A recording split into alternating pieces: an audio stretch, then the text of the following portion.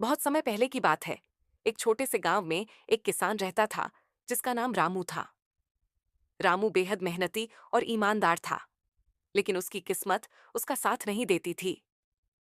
खेत में वो जितनी भी मेहनत करता, फसल हमेशा खराब हो जाती। उसने पंडित जी से जाकर अपनी कुंडली दिखाई। पंडित जी ने रामू की कुंडली देखते ही कहा, तुम्हारे ऊपर शनि की 7.5 चल रही है। यही वजह है कि तुम्हें इतने संघर्षों का सामना करना पड़ रहा है। रामू ने घबराकर पूछा, तो इसका उपाय क्या है पंडित जी? पंडित जी ने कहा, शनि ग्रह को शांत करने के लिए तुम्हें दान पुण्य करना होगा, गरीबों की सेवा करनी होगी और पीपल के पेड़ के नीचे दीप जलाना होगा। शनिदेव न्यायप्रिय हैं। वो मेहनत और सच्चाई को पसंद करते हैं। रामू ने पंडित जी की बात मानी।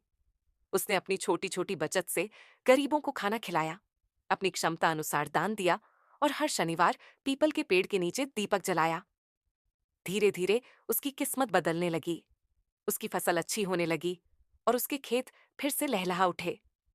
कुछ महीनों बाद रामू एक बार फिर पंडित जी के पास गया और कहा, पंडित जी, अब मेरे जीवन में सुख शांति आ गई है। क्या शनिदेव मुझसे प्रसन्न हो गए हैं? पंडित जी मुस्कुराते हुए बोले, शनिदेव ने तुम्हारे कर्मों का फल दिया है। याद रखो, शनि किसी को सजा नहीं देते, बल्कि वे हमें अपने कर्मों का सही फल देते हैं। अगर हम सच्चाई और मेहनत का मार्ग चुनते हैं, तो शनिदेव भी प्रसन्न होते हैं।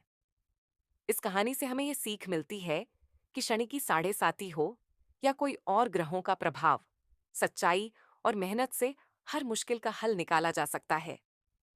ग्रह हमारे कर्मों के हिसाब से फल देते हैं, इसलिए हमें हमेशा सही कर्म करने चाहिए।